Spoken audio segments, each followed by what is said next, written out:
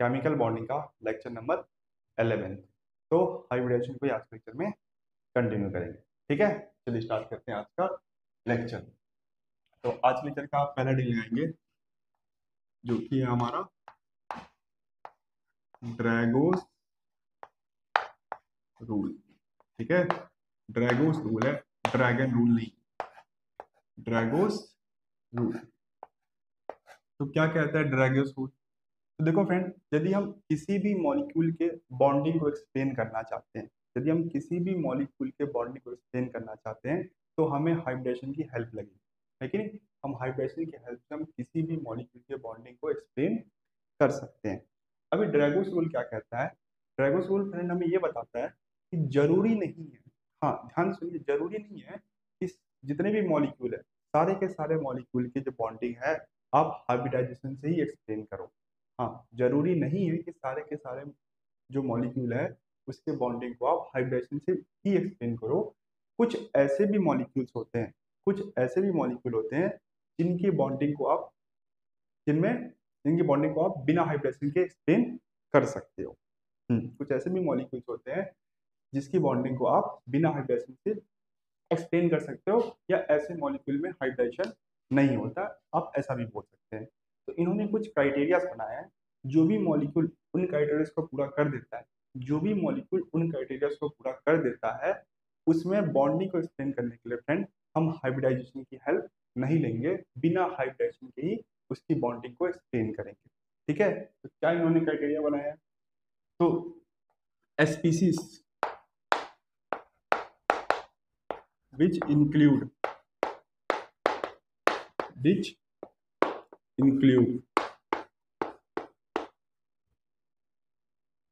या species English लिख लीजिए, स्पीसीज इन विच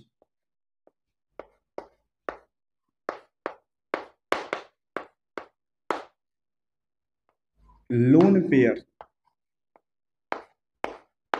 और बॉन्ड पेयर का सम जो है वो 4। हाँ, लोन पेयर और बॉन्ड पेयर का सम कितना हो? 4 हो। 3 बॉन्ड पेयर तो 1 लोन पेयर, 2 बॉन्ड पेयर तो 2 लोन पेयर, तो लोन पेयर और बॉन्ड पेयर का सम कितना हो? 4। ठीक है, और देखिए friend, central atom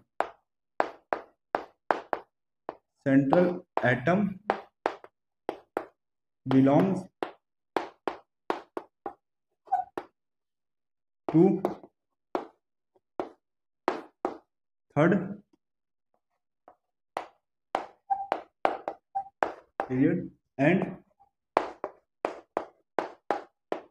below it. तो जो भी सेंट्रल एटम है, आपके मॉलिक्यूल का जो भी सेंट्रल एटम है वो थर्ड पीरियड या उससे नीचे के होना चाहिए। सेकंड पीरियड एलिमेंट पे ये जो रूल है वो एप्लीकेबल नहीं है। जो भी आपका सेंट्रल एटम है वो थर्ड पीरियड या उससे नीचे के पीरियड पे होना चाहिए। ठीक है, और एक बात आपको और ध्यान रखना है फ्रेंड, जो आपका सेंट्रल एटम है, जो भी मॉलिक्यूल का सेंट्रल एटम है उसके पास कम से कम एक लोन पेयर तो जरूर होना चाहिए। ठीक है, central atom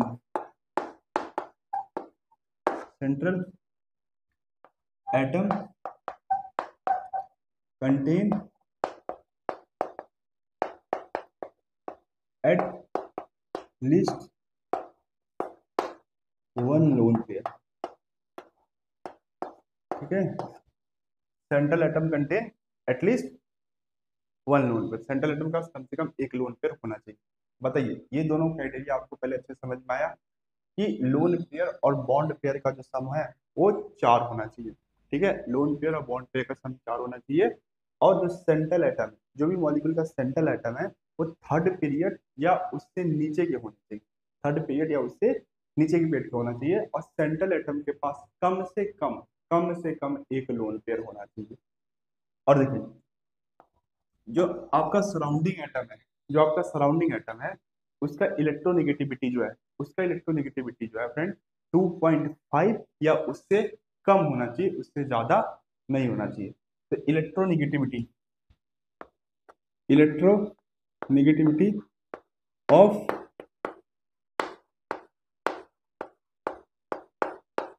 surrounding atom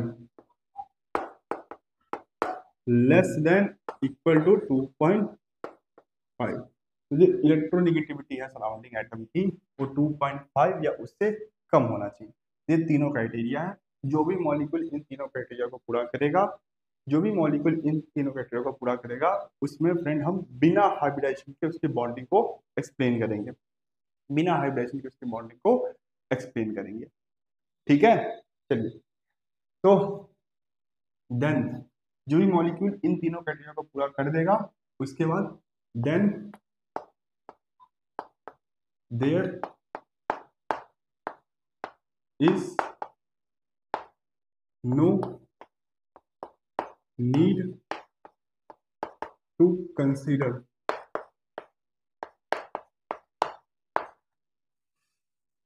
hybridisation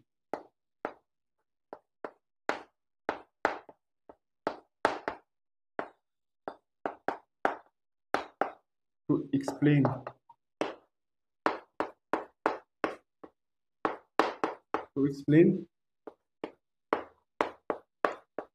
bonding in these molecules।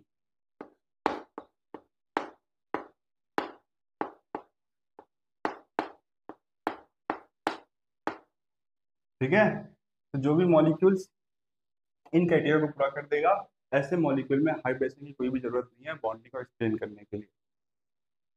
And bonding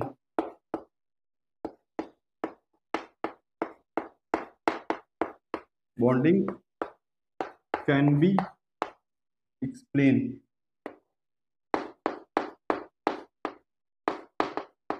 by overlapping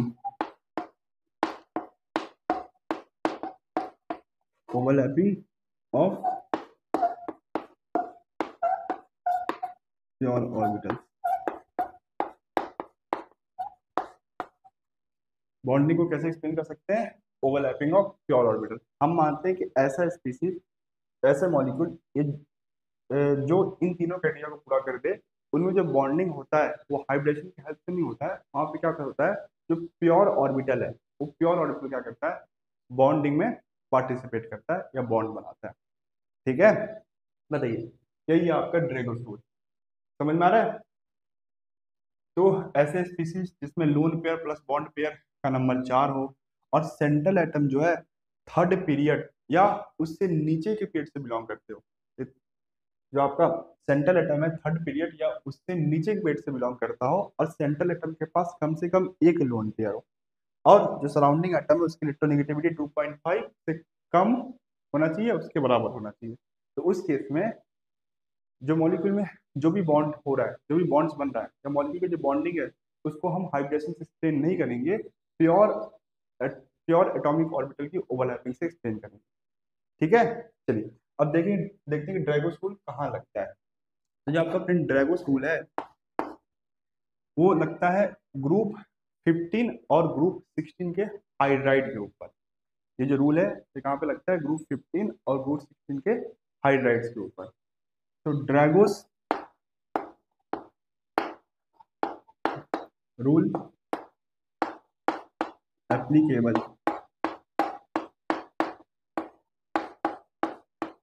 in group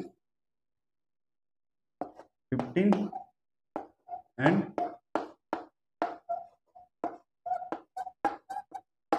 group 16 hydrides. ठीक है, ग्रुप 15 और ग्रुप 16 के हाइड्राइड्स के ऊपर आपका ड्रैगोस रूल लगता है। तो देखिए, सबसे पहले ग्रुप 15 का हम हाइड्राइड्स लिखते हैं।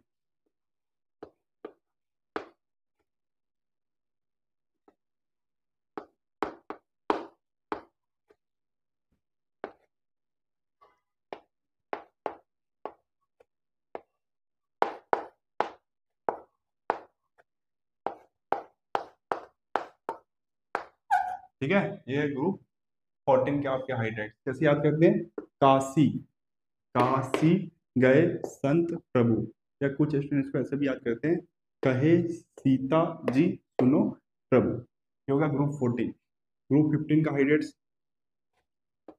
तो नेपाल, पाकिस्तान, ऑस्ट्रेलिया,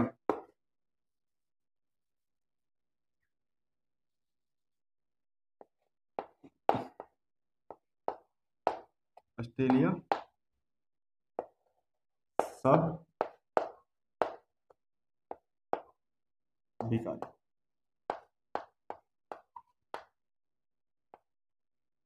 नेपाल, पाकिस्तान, ऑस्ट्रेलिया सब भिखारी।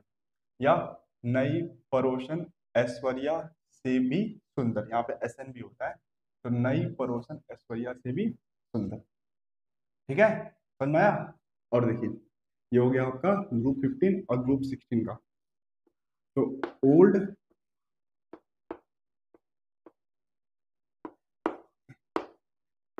स्टाइल, सॉरी यहाँ पे सल्फर होगा,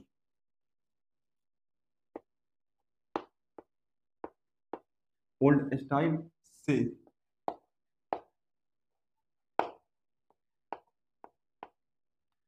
टेल पॉलिश, टेल पॉलिश,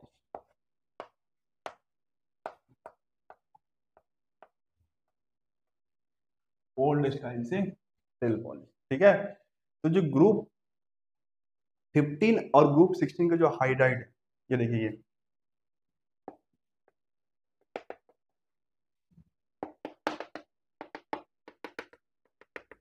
ये इनके ऊपर आपका ड्रैगन फ्रूट एप्लीकेबल होता है। इनके ऊपर जितने भी एलिमेंट इस बॉक्स के अंदर आ रहे हैं ना, उनके ऊपर ड्रैगन फ्रूट एप्लीकेबल होता है। सबसे पहले क्या है कि लोन पेयर और बॉन्ड पेयर का जो नंबर है वो कितना होना चाहिए, 4 होना चाहिए। तो देखो फॉस्फोरस के पास एक लोन पेयर होगा, नाइट्रोजन फैमिली का मेंबर है तो नाइट्रोजन के पास एक लोन पेयर, तो इसके पास भी एक लोन पेयर, एक लोन पेयर 3 बॉन्ड पेयर, तो lone pair plus bond pair का सम कितना हो गया, 4। सेंट्रल एटम को तीसरे पीरियड या उससे नीचे के पीरियड को होना चाहिए। ये सेंट्रल एटम में जो है ये आपका तीसरा पीरियड एलिमेंट है कि नहीं? उसके बाद सेंट्रल एटम के पास एटलीस्ट एक लोन पेयर होना चाहिए, तो लोन पेयर है। ठीक है, ऐसे सराउंडिंग एटम की इलेक्ट्रोनेगेटिविटी 2.1 2.5 से कम होना चाहिए। ये हाइड्रोजन और हाइड्रोजन की इलेक्ट्रोनेगेटिविटी 2.1 होता है। यहाँ पे क्या है, तीनों क्राइटेरिया को ये मॉलिक्यूल पूरा कर रहा है, इसलिए इसकी जो बॉन्डिंग होगा उसको स्पेन करने के लिए हम हाइब्रिडेशन की हेल्प नहीं लेंगे। और जितने भी मॉलिक्यूल्स इस बॉक्स के अंदर है, सब में फ्रेंड यही होता है, सब में ये तीनों सारे के सारे मॉलिक्यूल जो है ये तीनों क्राइटेरिया को पूरा करते हैं। तो हम इसकी बॉन्डिंग को क्या करेंगे, प्योर प्योर एटॉमिक ऑर्बिटल की ओवरलैपिंग से स्पेन करेंगे। अब ऐसा क्यों फ्रेंड, तो देखो इसका आप हाइब्रिडेशन निकालेंगे तो क्या निकल के आएगा, sp3, sp3 हाइब्रिडेशन निकल के आएगा। तो sp3 हाइब्रिडेशन में बॉन्ड निकल कितना होता है फ्रेंड, बताइए, 109 डिग्री और 28 मिनट, 109 डिग्री 28 मिनट। इसका भी हाइब्रिडेशन क्या होगा, sp3, इसका भी हाइब्रिडेशन क्या होगा, sp3।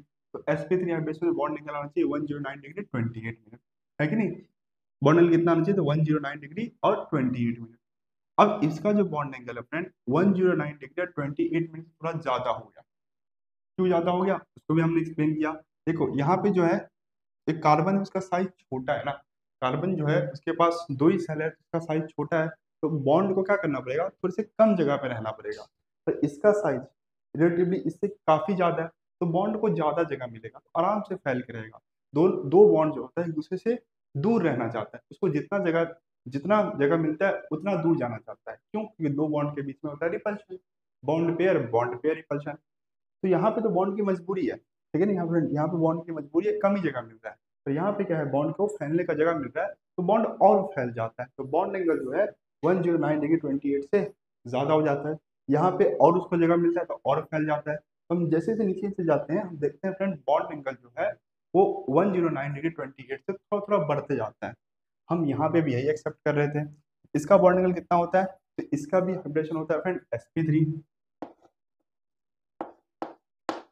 ठीक है नहीं? इसका भी हाइब्रिडेशन कितना होता है sp3, और sp3 हाइब्रिडेशन के हिसाब से बॉन्ड एंगल कितना होना चाहिए था, 109 डिग्री 28 मिनट।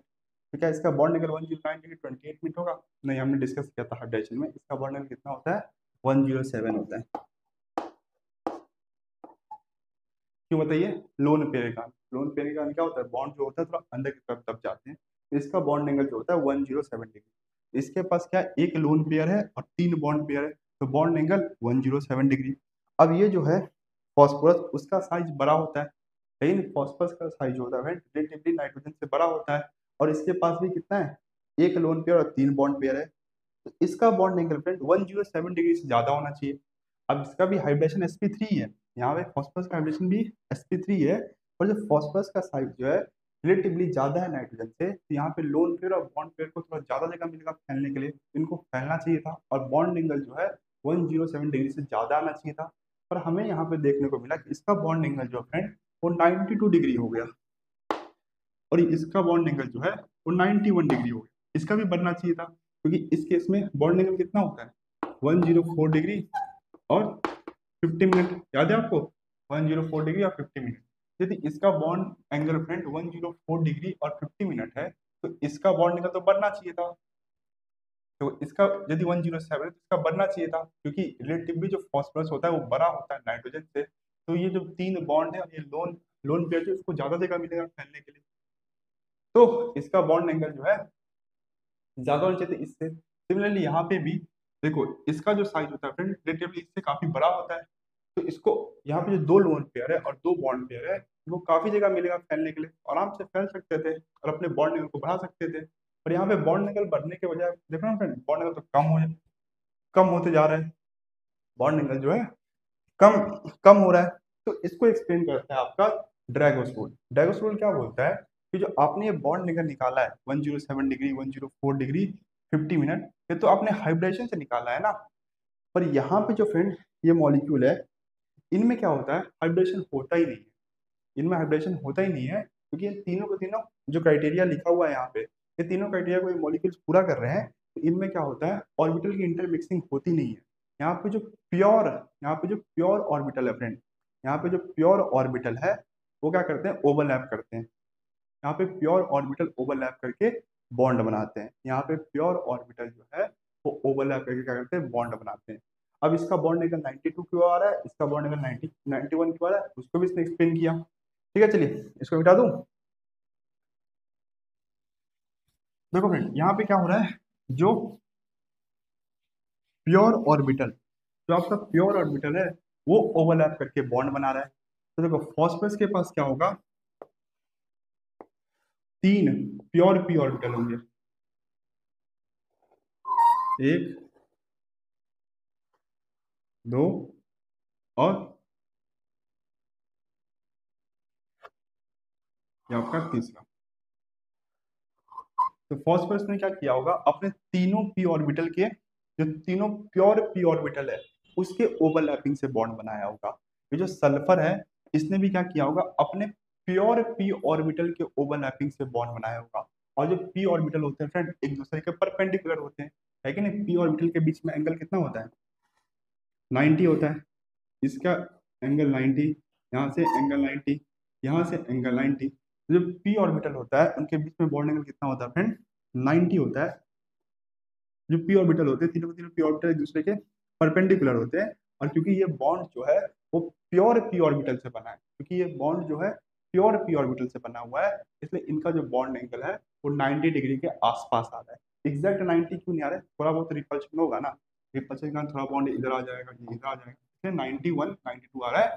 पर बॉन्ड एंगल जो है इन सब स्पीसीज में जो बॉन्ड एंगल है फ्रेंड वो 90 डिग्री के आसपास ही आ रहा है, क्योंकि इन सब स्पीसीज में जो बॉन्ड बन रहा है वो प्योर ऑर्बिटल के ओवरलैपिंग से बन रहा है, और प्योर ऑर्बिटल जो है एक दूसरे के परपेंडिकुलर होते हैं, क्योंकि एक दूसरे के परपेंडिकुलर होते हैं इसलिए जितना भी बॉन्ड बन रहा है फ्रेंड उनमें बॉन्ड एंगल कितना आ रहा है, 90 डिग्री आ रहा है। ठीक है, इस तरीके से हमने फ्रेंड इसके ये जो मॉलिक्यूल है इसकी बॉन्डिंग को हम बिना हाइब्रिडाइजेशन एक्सप्लेन करेंगे, क्योंकि इन सारे मॉलिक्यूल्स ने जो भी क्राइटेरिया है ड्रैगोस रूल के उसको पूरा कर लिया है। हम इसके जो भी बॉन्डिंग है उसको हम बिना हाइब्रिडेशन से एक्सप्लेन करेंगे। ठीक है, ठीक है, चलिए। तो लिखने को यहाँ पे लिख सकते हैं ताकि आप बाद में रिवाइज करें तो आपको चीज समझ में आए। तो according to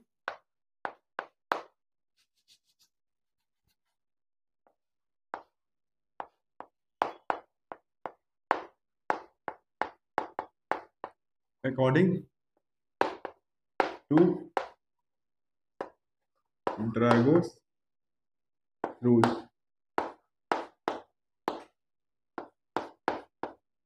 There is no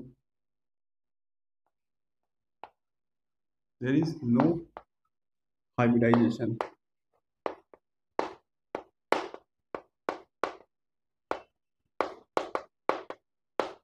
in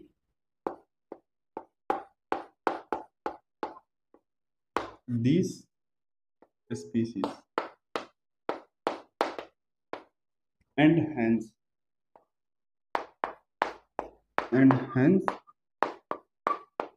bond angle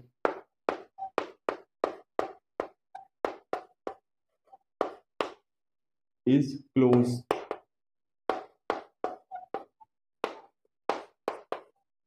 to 90 degree. ठीक है, तो ये जो स्पीशीज है उसमें क्या हाइब्रिडेशन नहीं हो रहा है, इसीलिए क्या हो रहा है, बॉन्ड एंगल जो है 90 डिग्री के आसपास है, क्योंकि बॉन्ड जो है प्योर पी ऑर्बिटल की ओवरलैपिंग से बने। समझ में आया? समझ में? बताइए, ड्रैगोस रूल आपको समझ में आया? क्या होता है ड्रैगोस रूल? ड्रैगोस रूल ने कुछ क्राइटेरिया बनाया है, जो भी मॉलिक्यूल उन क्राइटेरिया को पूरा कर देगा, उस केस में जो भी बॉन्ड बन रहा है उसको फ्रेंड हम हाइब्रिडेशन से नहीं बल्कि प्योर एटॉमिक ऑर्बिटल की ओवरलैपिंग से एक्सप्लेन करेंगे। जैसे lone pair plus bond pair का नंबर कितना था? 4 था। और सेंट्रल एटम, जो सेंट्रल एटम है वो थर्ड पीरियड या उससे नीचे के पेट का होना चाहिए। लोन पेयर और बॉन्ड पेयर का नंबर जो है वो 4 होना चाहिए, और सेंट्रल एटम थर्ड पीरियड या उससे नीचे के पेट का होना चाहिए, और सेंट्रल एटम के पास कोई भी लोन पेयर नहीं होना चाहिए, और सराउंडिंग एटम की इलेक्ट्रोनेगेटिविटी जो है 2.5 से कम होना चाहिए। तो जो भी मॉलिक्यूल इन तीनों क्राइटेरिया को पूरा कर देगा, उस केस में जो हम बॉन्डिंग है उसको हम प्योर एटॉमिक ऑर्बिटल की ओवरलैपिंग से एक्सप्लेन करेंगे, हाइब्रिडेशन से एक्सप्लेन नहीं करेंगे। ये जितने भी मॉलिक्यूल्स हैं जो हाइड्राइड्स है ग्रुप 15 और ग्रुप 16 के, उन्होंने क्या किया है, तीनों क्राइटेरिया को पूरा कर दिया है, इसलिए इस केस में जो इनकी बॉन्डिंग है हम हाइब्रिडेशन एक्सप्लेन करेंगे। ठीक है? ठीक है ना? चलिए,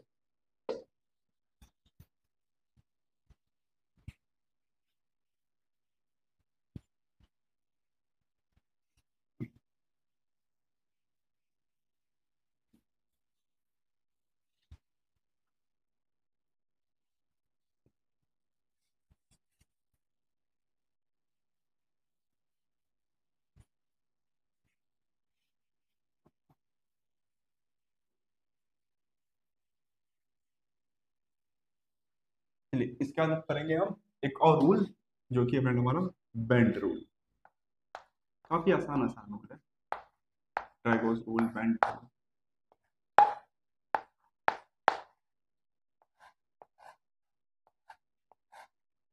बेंट रूल क्या होता है? बेंट रूल, देखो फ्रेंड, यदि मैं बेंट रूल को एक लाइन में डिफाइन करूं, यदि मैं बेंट रूल को एक लाइन में डिफाइन करूं, तो मैं डिफाइन करूंगा bonding in opposite nature, bonding in opposite nature. ठीक है, अब क्या लिखा उसको वो तो आप बाद में समझेंगे, पर यदि बेंट रूल को एक लाइन में डिफाइन करना हो तो हम ऐसे डिफाइन करेंगे, बॉन्डिंग इन अपोजिट नेचर। देखिए क्या है इसका मतलब, एक हमारे पास सेंट्रल एटम है ए, ठीक है।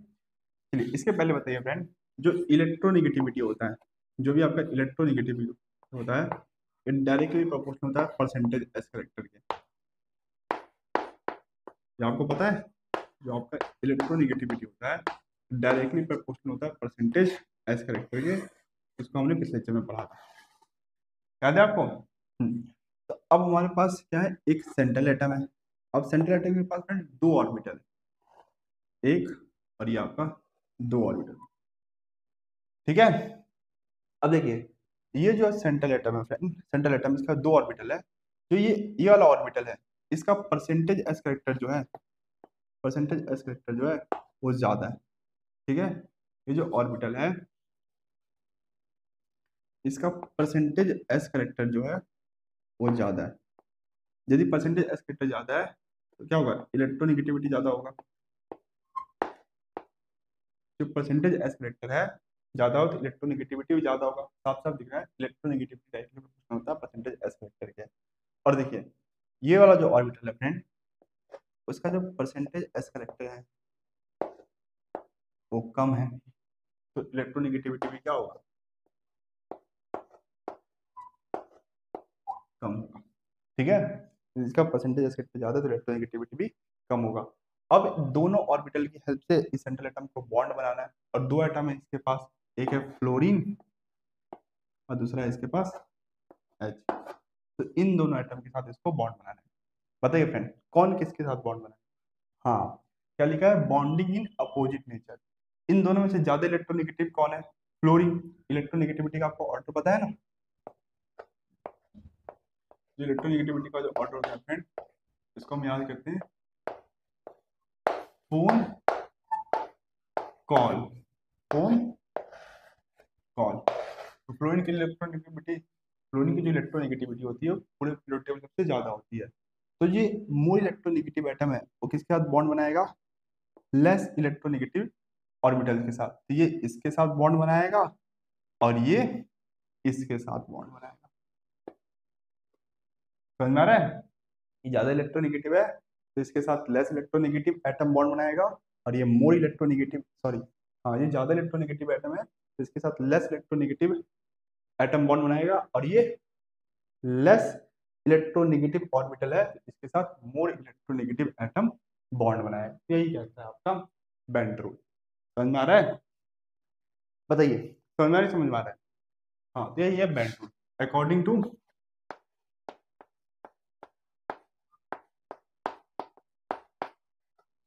Bent rule,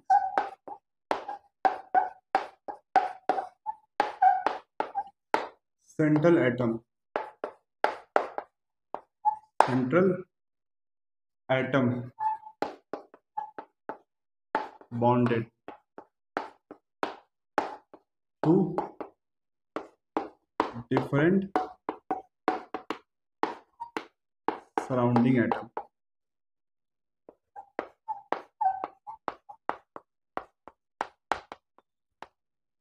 different surrounding,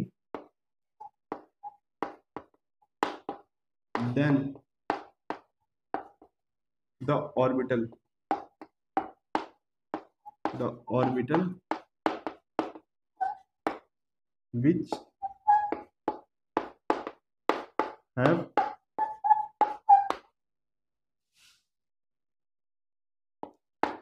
higher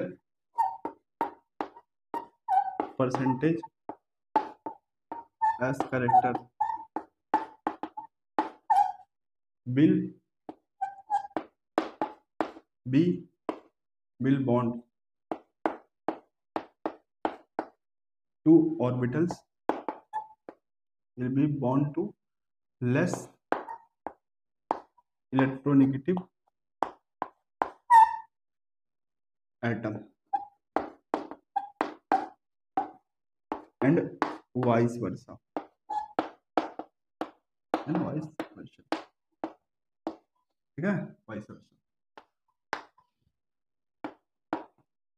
ठीक है, तो क्या कह रहा है, तो ऐसा ऑर्बिटल जिसका परसेंटेज एस फैक्टर ज्यादा है, यदि परसेंटेज एस फैक्टर ज्यादा तो इलेक्ट्रोनेगेटिविटी ज्यादा, जिसका परसेंटेज एस फैक्टर ज्यादा तो लेस इलेक्ट्रोनेगेटिव एटम के साथ बॉन्ड बनाएगा, और परसेंटेज एस फैक्टर कम तो इलेक्ट्रोनेगेटिविटी भी कम तो मोर इलेक्ट्रोनेगेटिव एटम के साथ बॉन्ड बनाएगा।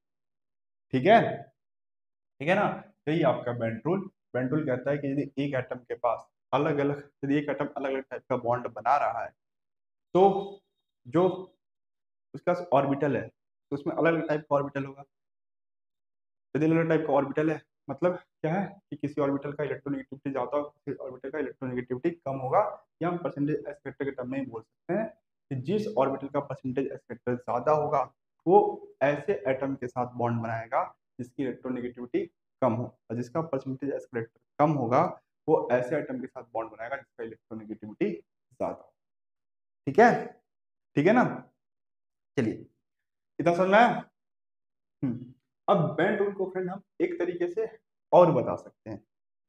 बेंट रूल जो है इसको हम एक तरीके से और एक्सप्लेन कर सकते हैं। देखिए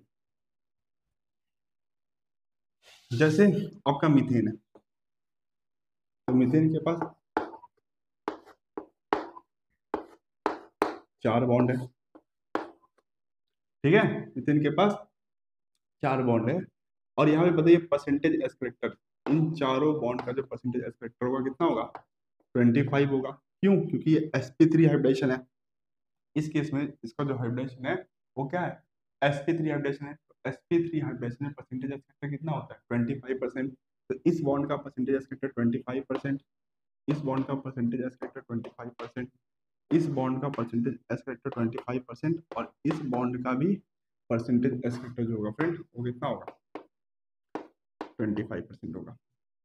ठीक है, ये sp3 हाइब्रिडेशन है, तो sp3 हाइब्रिडेशन में परसेंटेज एस करेक्टर क्या कितना होता है, 25% होता है। इतना समझ में आया? अब यदि क्या हो, इनमें से किसी एक पोजीशन पे, किसी भी एक पोजीशन पे ज्यादा इलेक्ट्रोनेगेटिव एटम आ जाए, सेंट्रल एटम से ज्यादा इलेक्ट्रोनेगेटिव एटम आ जाए, जैसे कि देखिए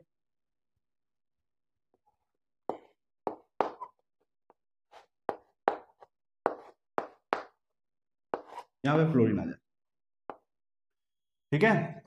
तो इस केस में क्या हुआ, इस पोजीशन में फ्लोरीन आ गया। अब फ्लोरीन की जो इलेक्ट्रोनेगेटिविटी जो होती है फ्रेंड, वो सेंट्रल एटम जो इस केस में कार्बन है उससे तो ज्यादा होती है। इनफैक्ट जो फ्लोरीन की जो इलेक्ट्रोनेगेटिविटी होती है वो सबसे ज्यादा होती है।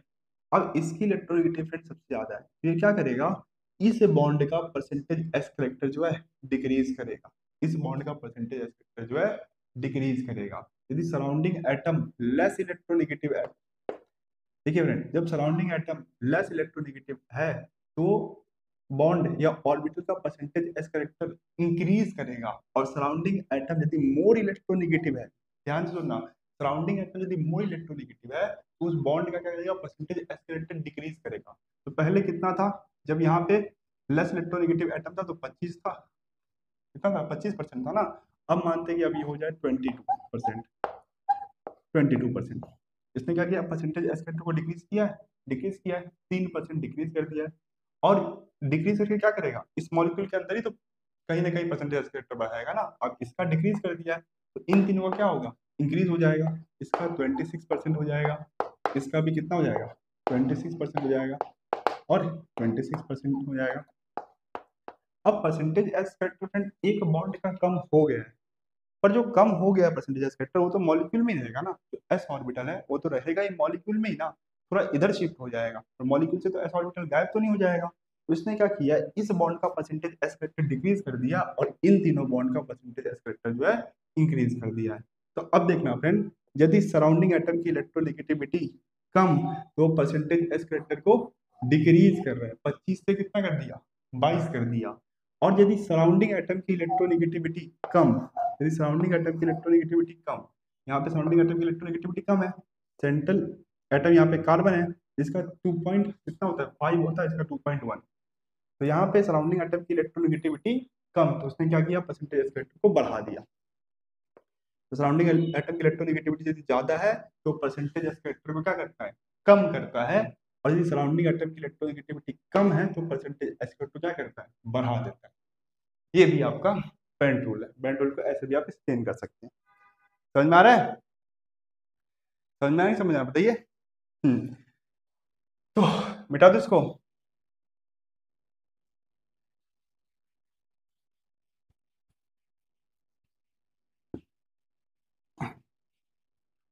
तो it can also be stated when more electronegative atom attach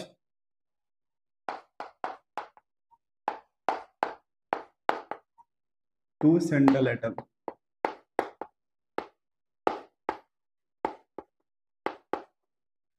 it it will decrease, it will decrease percentage s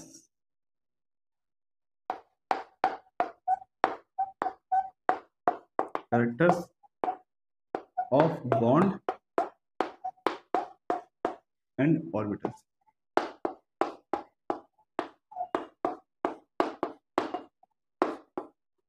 ठीक है, इस तरीके से भी आप क्या कर सकते हैं, बेंड रूल को डिफाइन कर सकते हैं।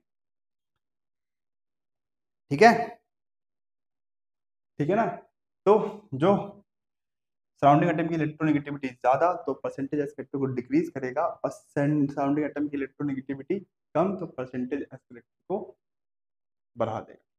ठीक है, चलिए अब बात करते हैं फ्रेंड, यदि लोन पेयर और मल्टीपल बॉन्ड है, यदि लोन पेयर और मल्टीपल बॉन्ड है, याद रखना फ्रेंड, लोन पेयर और मल्टीपल बॉन्ड हमेशा उसी ऑर्बिटल के साथ रहेगा। लोन पेयर और मल्टीपल बॉन्ड हमेशा उसी ऑर्बिटल के साथ रहेगा जिसका परसेंटेज एस फैक्टर ज्यादा। मुझे बताइए लोन पेयर को अच्छा कौन होल्ड कर पाएगा, ज्यादा इलेक्ट्रोनेगेटिव एटम या कम इलेक्ट्रोनेगेटिव एटम? ज्यादा इलेक्ट्रोनेगेटिव एटम जो होता है उसका इलेक्ट्रॉन को पुल करने की एबिलिटी और इलेक्ट्रॉन के रखने की एबिलिटी ज्यादा होती है। हमें पता है जो ज्यादा इलेक्ट्रोनेगेटिव एटम होता है उसका इलेक्ट्रॉन को पुल करने की या इलेक्ट्रॉन के रखने की एबिलिटी ज्यादा होती है as compare to less electronegative atom. तो ऐसा ऑर्बिटल जिसका परसेंटेज एस फैक्टर ज्यादा है, मतलब उसकी इलेक्ट्रोनेगेटिविटी भी ज्यादा है कि नहीं बताइए? ऐसा ऑर्बिटल जिसका परसेंटेज एस फैक्टर ज्यादा है, इसका इलेक्ट्रोनेगेटिविटी भी ज्यादा है, तो ऐसे ऑर्बिटल जो होगा लोन पेयर और मल्टीपल बॉन्ड को ज्यादा अच्छे तरीके से संभाल पाएगा। इसलिए लोन पेयर और मल्टीपल जो बॉन्ड होता है वो हमेशा किसके साथ रहता है? ऐसा ऑर्बिटल जिसका परसेंटेज एस फैक्टर ज्यादा है। ठीक है, तो lone pair and multiple bond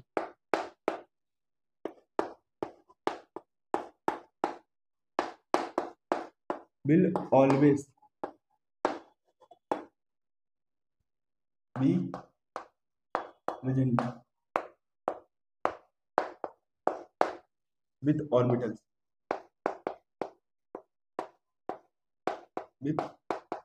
orbitals having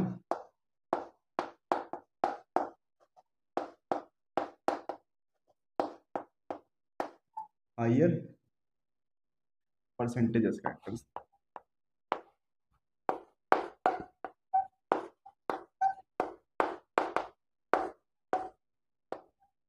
ठीक है, तो लोन पेयर और मल्टीपल बॉन्ड जो होगा हमेशा ऐसे ऑर्बिटल के साथ रहेगा जिसका परसेंटेज एस फैक्टर ज्यादा है।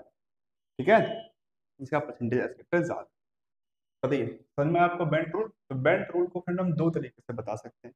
सबसे पहले हम बता सकते हैं यदि एक एटम बहुत सारा बॉन्ड बना रहा है, यदि एक एटम बहुत सारा बॉन्ड बना रहा है तो उस केस में क्या होगा, यदि एटम के पास बहुत सारा बॉन्ड है उस केस में क्या होगा फ्रेंड, जो ऑर्बिटल है जिसकी इलेक्ट्रोनेगेटिविटी या परसेंटेज एस फैक्टर ज्यादा है वो लेस इलेक्ट्रोनेगेटिव एटम के साथ बॉन्ड बनाया होगा, और एटम जिसकी इलेक्ट्रॉन ऑर्बिटल जिसकी इलेक्ट्रोनेगेटिविटी ज्यादा है वो लेस इलेक्ट्रोनेगेटिव एटम के साथ, और जिसका कम है वो मोर इलेक्ट्रोनेगेटिव एटम के साथ। ठीक है, इस तरीके से हम डिफाइन करते हैं बेंट रूल को। या एक तरीके से और डिफाइन कर सकते हैं कि यदि सराउंडिंग एटम की इलेक्ट्रोनेगेटिविटी ज्यादा होती है सेंट्रल एटम से तो परसेंटेज एस फैक्टर को डिक्रीज करता है, ऑर्बिटल या बॉन्ड के परसेंटेज एस फैक्टर को डिक्रीज करता है।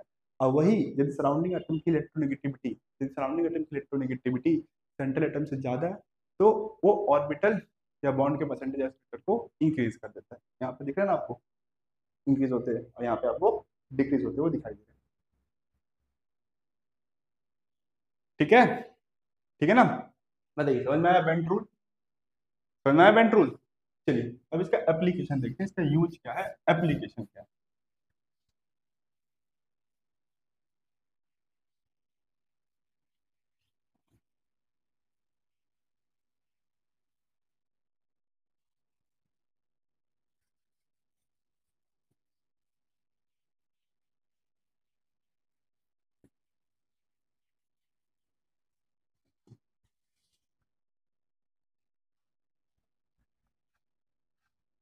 एप्लीकेशन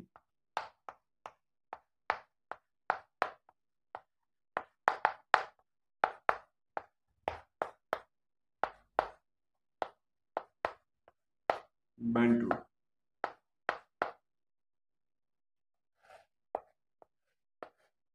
इसका जो पहला एप्लीकेशन है friend,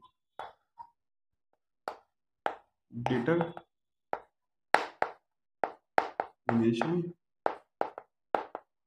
of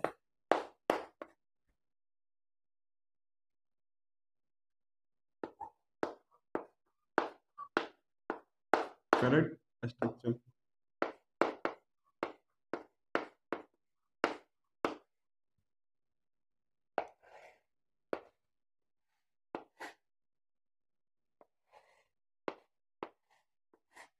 determination of correct structure, जैसे देखिए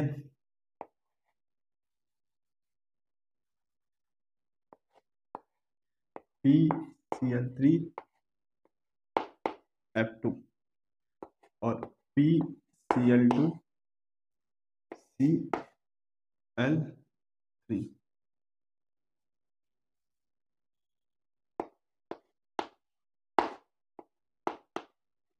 इन तीनों का हमें करेक्ट स्ट्रक्चर बनाना है। ठीक है, तो देखो यदि फ्रेंड यहाँ पे आप हाइब्रिडेशन निकालेंगे, यहाँ पे हाइब्रिडेशन निकल के आता है sp3d। अब आपको हाइब्रिडेशन निकालने आता होगा, आप फॉर्मूले के से हाइब्रिडेशन निकालिए, H की वैल्यू आएगा 5 और जब H की वैल्यू 5 आता है हाइब्रिडेशन आता है sp3। तो sp3d के हिसाब से इसका शेप क्या बनेगा, ट्राइगोनल बाइपिरामिडल। अभी तक तो हमें बस इतना ही पता है, इसका शेप होगा ट्राइगोनल बाइपिरामिडल। तो देखिए फ्रेंड, इसका शेप तो मैं, यदि ट्राइगोनल बाइपिरामिडल है तो ऐसे भी बना सकता हूँ,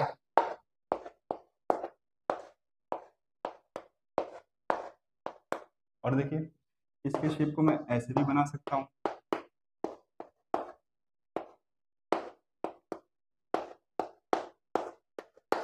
है कि नहीं, इसके शेप को मैं, और देखिए एल एफ एफ एफ और कितना एफ है, 2 एफ है ना, सीएल ये तो पहले बना चुका हूँ।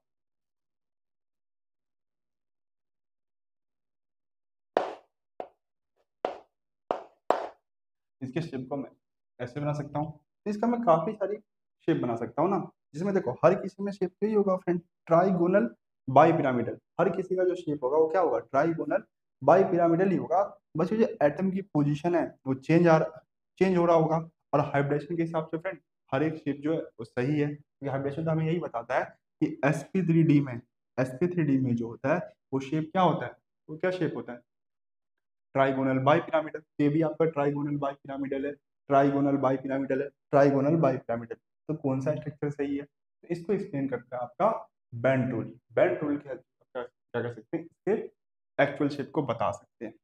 जैसे देखिए हमने पढ़ा था फ्रेंड, ट्राइगोनल प्लेन स्ट्रक्चर में क्या होता है फ्रेंड, एक प्लेन होता है, एक प्लेन होता है जिसमें 3 ऑर्बिटल होता है या 3 बॉन्ड होता है कि नहीं, 3 ऑर्बिटल या 3 बॉन्ड एक प्लेन में होता है।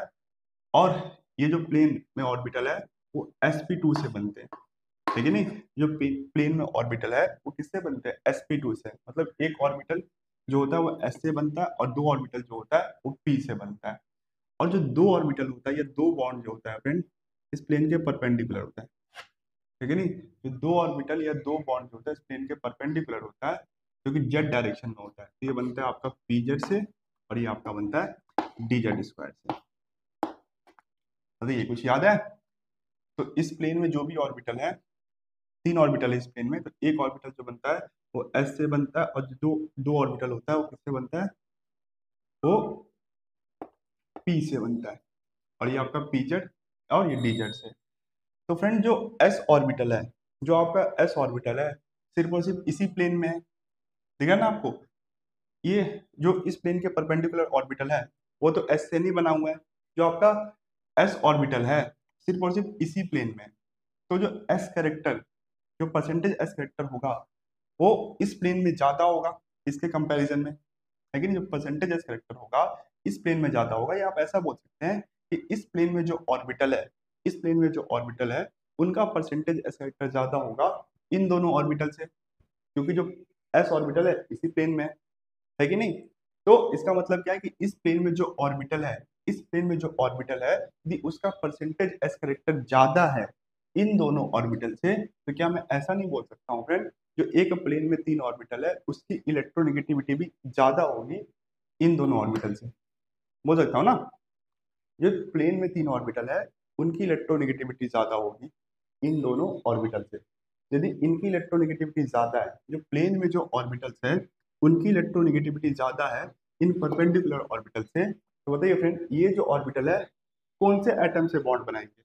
ऐसे एटम जिसकी इलेक्ट्रोनेगेटिविटी कम है या ऐसे एटम जिनकी इलेक्ट्रोनेगेटिविटी ज्यादा है? तो ये तीनों ऑर्बिटल फ्रेंड इनकी इलेक्ट्रोनेगेटिविटी ज्यादा है तो ये तो कम इलेक्ट्रोनेगेटिव एटम से बॉन्ड बनाएंगे, और ये दोनों जो है इनकी इलेक्ट्रोनेगेटिविटी कम है तो ये ज्यादा इलेक्ट्रोनेगेटिव एटम से बॉन्ड बनाएंगे। ठीक है, इतना समझ में आया? तो प्लेन में जो होगा फ्रेंड जो ऑर्बिटल है वो लेस इलेक्ट्रोनेगेटिव एटम से बॉन्ड बनाएंगे, और जो परपेंडिकुलर ऑर्बिटल है वो मोर इलेक्ट्रोनेगेटिव एटम के साथ बॉन्ड बनाएंगे। ठीक है, इतना समझ में आया? चलिए अब इसका स्ट्रक्चर बनाते हैं। तो देखिए हमें क्या करना है, प्लेन में यहाँ पे कितना है, 2 टाइप के सराउंडिंग एटम है, एक है क्लोरीन और एक है फ्लोरीन। तो फ्लोरीन और क्लोरीन में से किसकी इलेक्ट्रोनेगेटिविटी कम होती है? क्लोरीन की। इलेक्ट्रोनेगेटिविटी का ऑर्डर आपको पता है ना?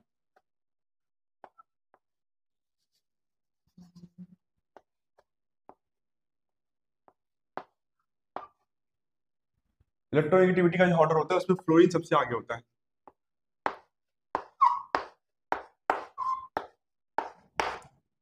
ये होता है फोन कॉल। इलेक्ट्रोनेगेटिविटी ऑर्डर क्या होता है फ्रेंड?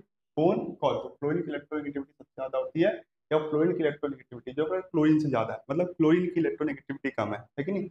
इन दोनों में से क्लोरीन की इलेक्ट्रोनेगेटिविटी कम है। तो जो अपना लेस इलेक्ट्रोनेगेटिव एटम होता है वो ट्राइंगुलर प्लेन में कहाँ पे होता है?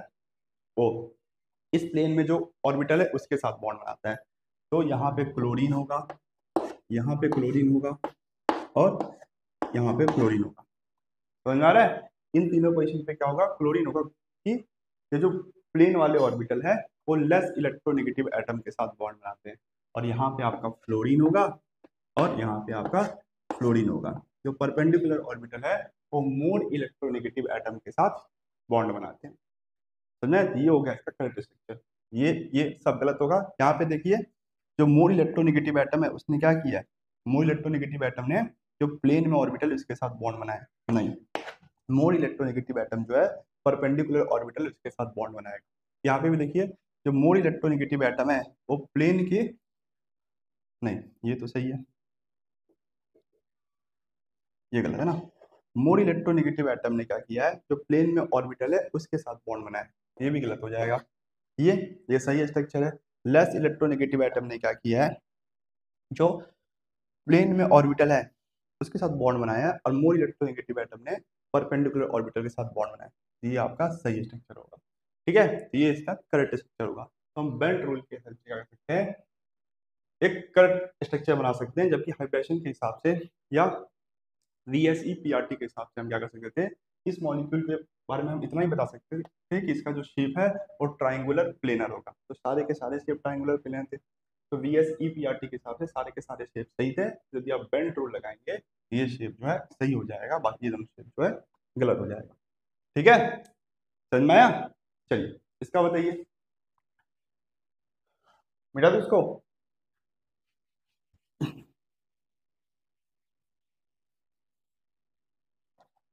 तो देखो यहाँ पे कितना है, 2 क्लोरीन है। कितना? 2 क्लोरीन है ना, और एक फ्लोरीन है। तो दोनों में से किसकी इलेक्ट्रोनेगेटिविटी कम है? तो इसकी इलेक्ट्रोनेगेटिविटी कम है। तो जो आपका लेस इलेक्ट्रोनेगेटिव एटम होता है वो कहाँ पे बॉन्ड बनाता है? जो प्लेन में ऑर्बिटल होता है उसके साथ बॉन्ड बनाता है। तो यहाँ पे आपका क्लोरीन बॉन्ड बनाएगा, यहाँ पे एक क्लोरीन बॉन्ड बनाएगा। समझ में आया? अब अब देखिए फ्रेंड, अब देखो हमारे पास कोई पॉसिबिलिटी है ही नहीं। जो एक मोर इलेक्ट्रोनेगेटिव एटम है उसको जो प्लेन में ऑर्बिटल है उसके साथ बॉन्ड बनाना ही पड़ेगा। अब यहाँ पे 3 फ्लोरीन बचा हुआ है ना, अब हमारे पास कोई पॉसिबिलिटी नहीं बचती है, हमें यहाँ पे एक फ्लोरीन रखना ही होगा।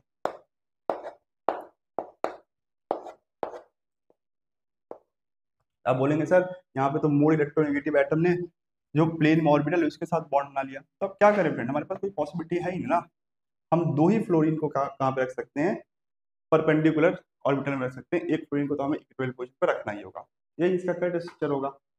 पर आप ऐसा नहीं बना सकते। देखिए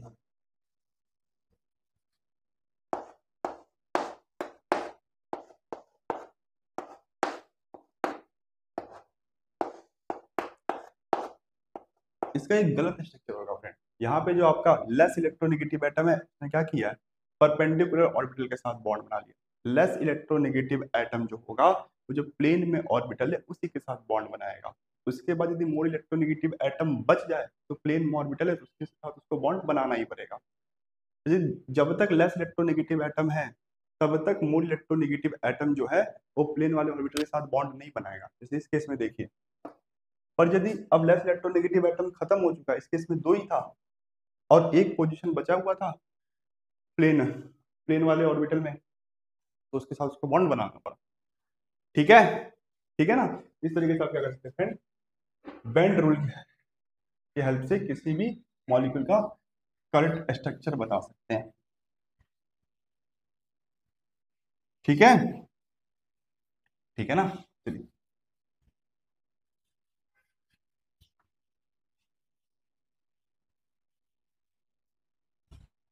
इसका जो फ्रेंड सेकंड एप्लीकेशन है वो है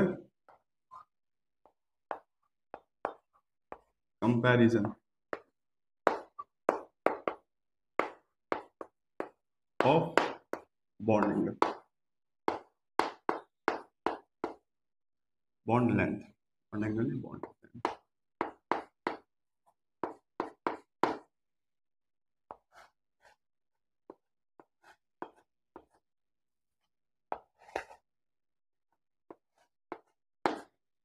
कंपैरिजन ऑफ बॉन्ड लेंथ। देखिए फ्रेंड यहाँ पे क्या किया है, दो एटम ने बॉन्ड बनाए हैं। दो एटम के बीच में कैसे बॉन्ड बनेगा, दोनों एटम का जो ऑर्बिटल है वो आपस में इंटरमिक्स होके, तो दोनों ऑर्बिटल, दोनों एटम का ऑर्बिटल है अगर वो आपस में इंटरमिक्स करके उनके इंटरमिक्सिंग से क्या बनेगा, बॉन्ड बनेगा। हम पढ़ चुके हैं जब दो ऑर्बिटल आपस में इंटरमिक्स होते हैं तो उनके इंटरमिक्सिंग से क्या बनता है, बॉन्ड बनता है। ठीक है, चलिए तो यहाँ पे इलेक्ट्रॉन जो होता है यहाँ पे होता है, दोनों के बीच में होता है। और सोचिए यदि दोनों का परसेंटेज एस करेक्टर ज्यादा हुआ, ए का परसेंटेज एस करेक्टर ज्यादा हुआ और बी का भी परसेंटेज एस करेक्टर ज्यादा हुआ, या एक काम करते हैं दूसरा आइटम लेते हैं, सी और डी के बीच में बॉन्ड बन रहा है। ठीक है, सी का परसेंटेज एस करेक्टर जो है ए से ज्यादा है और डी का भी परसेंटेज एस करेक्टर जो है बी से ज्यादा है। इन दोनों का परसेंटेज एस करेक्टर इन दोनों से ज्यादा है, तो क्या होगा फ्रेंड बताइए, ये दोनों जो है इलेक्ट्रॉन क्लाउड को और अपनी तरफ खींचेंगे। यदि परसेंटेज एस करेक्टर ज्यादा है तो इलेक्ट्रोनेगेटिविटी ज्यादा है। पता है आपको, जब परसेंटेज एस करेक्टर ज्यादा होता है तो इलेक्ट्रोनेगेटिविटी भी ज्यादा होता है, हमें पता है। यदि इन दोनों की इलेक्ट्रोनेगेटिविटी ज्यादा है तो जो बॉन्ड बीच में है थोड़ा इसको और अपनी तरफ खींचेंगे, जो दोनों एटम इस बॉन्ड को थोड़ा और अपनी तरफ खींचेंगे तो जो बॉन्ड लेंथ है क्या हो जाएगा, कम हो जाएगा।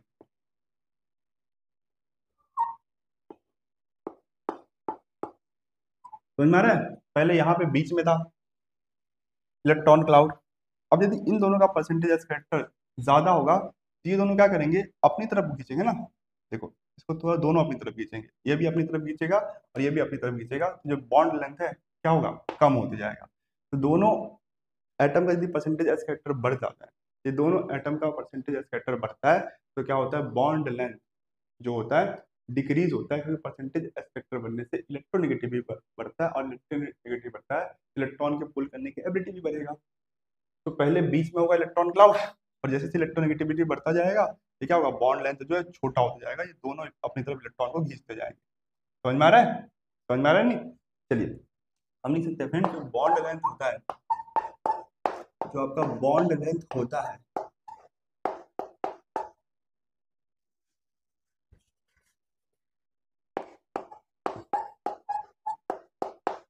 ये इनवर्सली प्रोपोर्शनल होता है परसेंटेज एस करेक्टर के।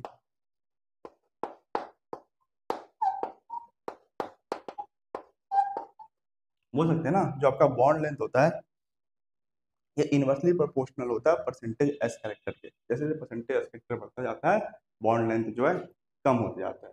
जैसे देखिए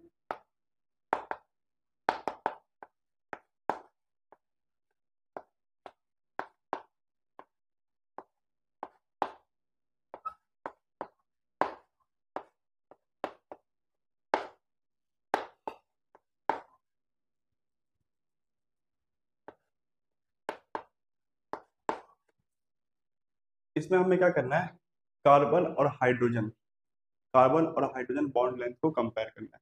ठीक है, इसमें हमें क्या करना है, कार्बन और हाइड्रोजन बॉन्ड लेंथ को कंपेयर करना है। तो देखिए CH4 का यदि मैं स्ट्रक्चर बनाऊं,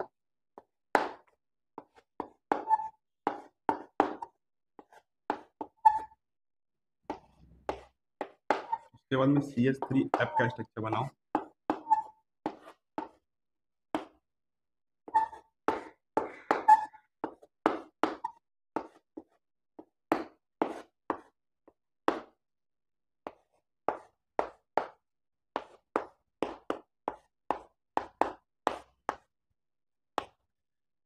ठीक है। देखिए यहाँ पे बताइए, हर एक बॉन्ड का जो परसेंटेज एस फैक्टर होगा कितना होगा फ्रेंड, 25% होगा, क्योंकि जो सराउंडिंग एटम है उसकी इलेक्ट्रोनेगेटिविटी जो है कम है सेंट्रल एटम से। तो हर एक बॉन्ड का जो परसेंटेज एस कलेक्टर होगा वो कितना होगा, 25% होगा, 25% होगा, 25% होगा, और यहाँ पे भी 25% होगा। तो हर एक बॉन्ड का जो परसेंटेज एस कलेक्टर होगा कितना होगा, 25% होगा। समझ में आता है। अब देखिए जो सराउंडिंग एटम है उसकी इलेक्ट्रोनेगेटिविटी ज्यादा हो गई सेंट्रल एटम से। ठीक है, जो सराउंडिंग एटम है उसकी इलेक्ट्रोनेगेटिविटी ज्यादा हो गई सेंट्रल एटम से। तो क्या करेगा, सराउंडिंग एटम है इस बॉन्ड का परसेंटेज एस करेक्टर डिक्रीज करेगा, लेकिन नहीं, इस बॉन्ड का परसेंटेज एस करेक्टर डिक्रीज करेगा और बाकी सब बॉन्ड का जो परसेंटेज एस करेक्टर जो है बढ़ा देगा।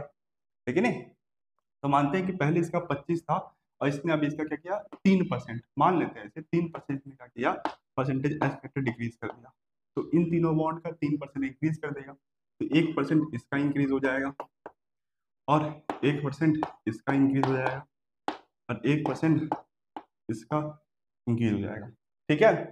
अब देखिए फ्रेंड, दो दो फ्लोरीन आ गया, मतलब दो दो सराउंडिंग एटम आ गए जिसकी इलेक्ट्रोनेगेटिविटी जो है सेंट्रल एटम से ज्यादा है।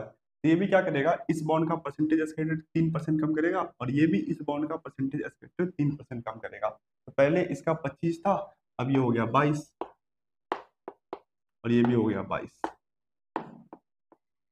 तो कितना परसेंटेज एस्केलेटर टोटल डिक्रीज हुआ, 25 से 3 हुआ, 3 इसने डिक्रीज किया, 3 इसने डिक्रीज किया, तो पूरा 6% परसेंटेज एस्पेक्ट डिक्रीज हुआ। तो 6% में क्या होगा, इन दोनों ऑर्बिटल का, ये दोनों बॉन्ड का बढ़ जाएगा, 3% इसका तो 28 इसका हो जाएगा और 3% इसका तो 28 इसका हो जाएगा। बताइए समझ में आ रहा है। और यहाँ पे देखिए फ्रेंड, तीन तीन तीन तीन सराउंडिंग एटम ऐसे आ चुके हैं जिसकी इलेक्ट्रोनेगेटिविटी सेंट्रल एटम से कम है, तो तीनों मिलकर परसेंटेज एस्पेक्ट डिक्रीज करेंगे। तो मानते हैं ये 3% डिक्रीज कर रहा है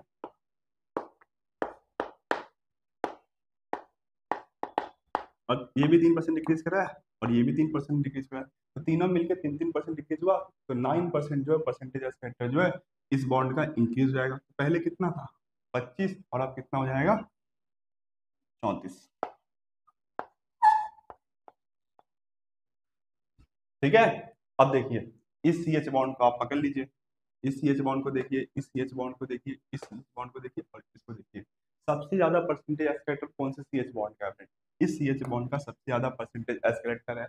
और जो आपका बॉन्ड लेंथ होता है वो इनवर्सली प्रोपोर्शनल होता है परसेंटेज एस करेक्टर के। जो बॉन्ड लेंथ होता है फ्रेंड, पहले परसेंटेज एस करेक्टर का ऑर्डर निकालते हैं।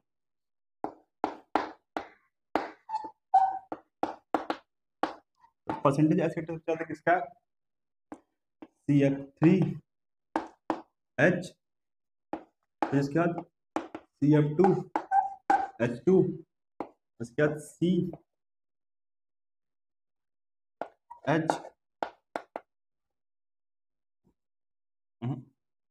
CH3 ना, CH3F, और सबसे कम जो होगा वो होगा CH4 का। ठीक है, ये हो गया परसेंटेज एस करेक्टर का ऑर्डर, ये हो गया परसेंटेज एस करेक्टर का ऑर्डर। और जो बॉन्ड लेंथ होता है फ्रेंड, ये इनवर्सली प्रोपोर्शनल होता है परसेंटेज एस करेक्टर। तो जो भी परसेंटेज एस करेक्टर का ऑर्डर आया है उसका उल्टा होगा आपका बॉन्ड लेंथ का ऑर्डर। जो बॉन्ड लेंथ का ऑर्डर होगा फ्रेंड,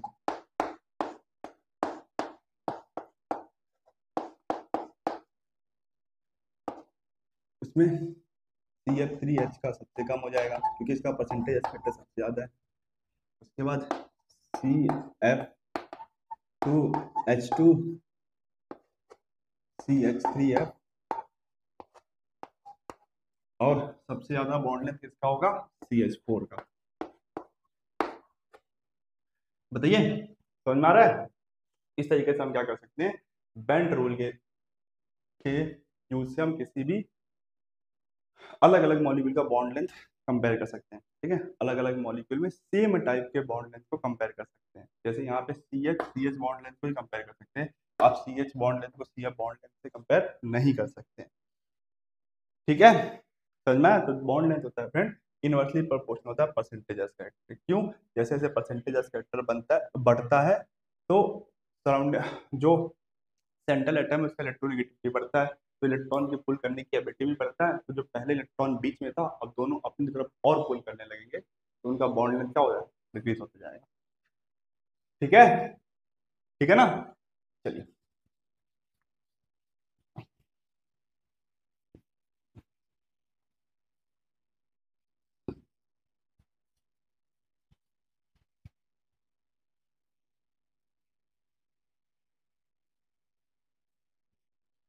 चलिए तो बताओ, क्वेश्चन कर लेते हैं।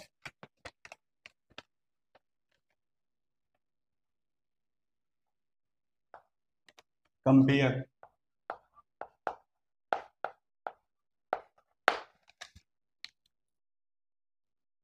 Compare PCl bond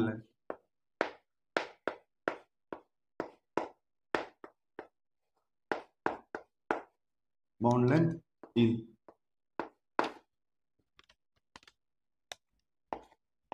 PCl F4 PCl2 F3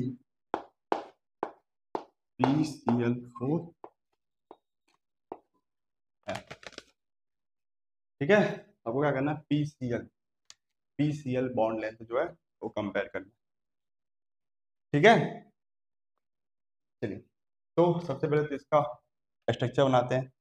तो करेक्ट स्ट्रक्चर अब आपको बनाने आ गया है। सबसे पहले हम क्या करेंगे, जो प्लेन जो प्लेनर ऑर्बिटल है वहां पे हम किसको रखेंगे?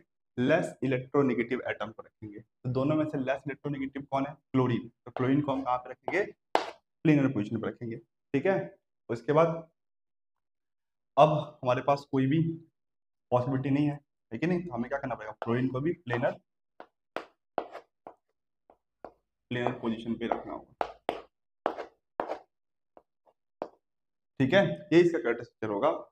अभी फ्लोइंग इसकी इलेक्ट्रोनेगेटिविटी ज्यादा तो है, पर अब हमारे पास कोई भी पॉसिबिलिटी है लेकिन इसको यहाँ पे रखना ही पड़ेगा। हाँ, पर क्लोरीन को हम कहाँ पे रखेंगे? प्लेनर पोजीशन, जो प्लेनर पोजीशन है वहीं पे रखेंगे, हम क्लोरीन को यहाँ पे नहीं रख सकते। इसमें बताइए, तो दो क्लोरीन है और क्लोरीन की इलेक्ट्रोनेगेटिविटी कम है, क्लोरीन की इलेक्ट्रोनेगेटिविटी कम है, मतलब ये लेस इलेक्ट्रोनेगेटिव है इससे। तो जो लेस इलेक्ट्रोनेगेटिव एटम है उसको हम प्लेनर पोजीशन पे रखेंगे, यहाँ पे Cl, यहाँ पे Cl। अब हमारे पास कोई भी पॉसिबिलिटी नहीं है, तो हमें मोर इलेक्ट्रोनेगेटिव एटम को भी कहाँ पे रखना होगा? प्लेनर पोजीशन पे रखना होगा। ठीक है, ये हो गया इसका स्ट्रक्चर। इसका बताइए, तो लेस इलेक्ट्रोनेगेटिव एटम क्या है? क्लोरीन। तो हम क्लोरीन को कहाँ पे रखेंगे? प्लेनर पोजीशन पे रखेंगे। तो 1 2 3, तो 3 क्लोरीन को तो हमने प्लेनर पोजीशन पे रख दिया, और हमें एक जो क्लोरीन है उसको परपेंडिकुलर पोजीशन पे रखना ही होगा। तीनों को हम रख सकते हैं ना प्लेन पोजीशन पे, तो एक को तो हमें परपेंडिकुलर पोजीशन पे रखना ही होगा। और जो आपका फ्लोरीन है वो तो परपेंडिकुलर पोजीशन पे ही रहेगा, क्योंकि इसकी इलेक्ट्रोनेगेटिविटी जो है ज्यादा है। ठीक है ना, उसकी इलेक्ट्रोनेगेटिविटी ज्यादा है दूसरे सराउंडिंग एटम से, क्लोरीन से उसकी इलेक्ट्रोनेगेटिविटी ज्यादा है, तो जिसकी इलेक्ट्रोनेगेटिविटी ज्यादा होती है उसको हम कहाँ रखते हैं? परपेंडिकुलर पोजीशन पे ही रखते हैं। ठीक है, चलिए, तो ये हो गया इसका करेक्ट स्ट्रक्चर। अब इसमें हमें क्या करना है? पीसीएल पीसीएल बॉन्ड लेंथ को कंपेयर करना है, पीसीएल बॉन्ड लेंथ को कंपेयर करना है। अब ध्यान से सुनिए फ्रेंड, पीसीएल बॉन्ड जो है वो तो आपको तीनों स्ट्रक्चर में यदि आपको पीसीएल बॉन्ड कंपेयर करना है, तो देखो इसमें पीसीएल बॉन्ड जो है वो प्लेनर पोजीशन पे ही है, इसमें भी प्लेनर पोजीशन पे ही है, इसमें दोनों जगह पे प्लेनर पे भी है और परपेंडिकुलर पोजीशन पे ही है। ये तीनों में कंपेयर करना है, तो हम तो सिर्फ प्लेनर वाले पीसीएल बॉन्ड को ही कंपेयर कर सकते हैं। जैसे आप सोचेंगे सर यहाँ पे तो है, यहाँ पे जो परपेंडिकुलर पोजीशन है वहां पे भी पीसीएल बॉन्ड है, पर इसमें तो नहीं है ना, इसमें तो नहीं है ना। तो तीनों में यदि हमें पीसीएल बॉन्ड को कंपेयर करना है तो तीनों में जो पीसीएल बॉन्ड है जिस पोजीशन पे हम उसको ही कंपेयर करेंगे। तो जो परपेंडिकुलर पोजीशन है, जो परपेंडिकुलर पोजीशन है उसमें तीनों में पीसीएल बॉन्ड है, तो हम यही परपेंडिकुलर पोजीशन वाला जो पीसीएल बॉन्ड है उसको कंसीडर करेंगे। समझ में आ रहा है मैं क्या कहना चाहता हूँ? अभी कुछ स्टूडेंट बोलेंगे सर इसमें ये नहीं ये लीजिए, नहीं फ्रेंड, जो सेम टाइप का बॉन्ड होता है हम उसको ही कंपेयर कर सकते हैं। और ये जो एक्सियल बॉन्ड होता है, ये जो इक्वेटोरियल बॉन्ड होता है वो सेम टाइप का बॉन्ड नहीं होता, अलग अलग टाइप का बॉन्ड होता है कि नहीं, मैं बताया आपको। तो ठीक है चलिए, यदि इसमें पूछ रहे कि इन दोनों बॉन्ड का, जैसे मतलब सिर्फ इसमें पूछे कि इन दोनों बॉन्ड में से किसका बॉन्ड लेंथ ज्यादा होगा, तो आप बोला पीसीएल बॉन्ड का जो बॉन्ड लेंथ ज्यादा होगा इस पीसीएल बॉन्ड से। क्यों? क्योंकि जो एक्सियल पोजीशन होता है उसका बॉन्ड लेंथ ज्यादा होता है इक्वेटोरियल से, हमने डिस्कस किया था, लेकिन जब हमने हाइब्रिडेशन पढ़ा था तब हमने डिस्कस किया था। और यहाँ पे क्या कर रहा है, अलग अलग पीसीएल बॉन्ड का हमें बॉन्ड लेंथ पूछ रहा है, एक ही मॉलिक्यूल का नहीं, अलग अलग मॉलिक्यूल के पीसीएल बॉन्ड का हमें बॉन्ड लेंथ कंपेयर करा रहा है।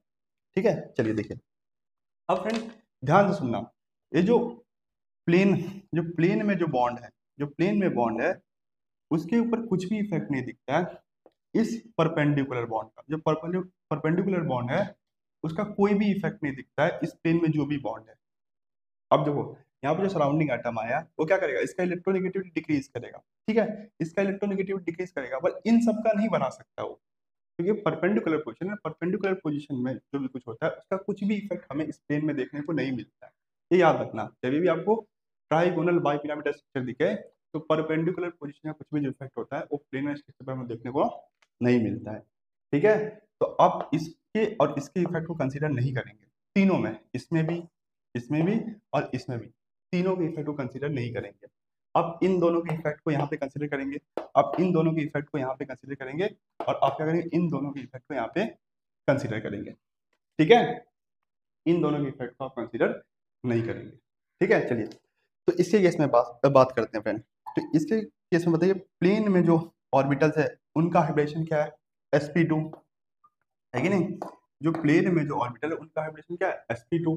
जैसे एक s और दो p से बना है, तो sp2 हाइब्रिडेशन में फ्रेंड परसेंटेज s फैक्टर कितना होता है, 33% है कि नहीं। तो तीनों का परसेंटेज s फैक्टर कितना होगा, 33%, 33.33 सॉरी 33.33, यहाँ पे भी 33.33 और यहाँ पे भी 33.33।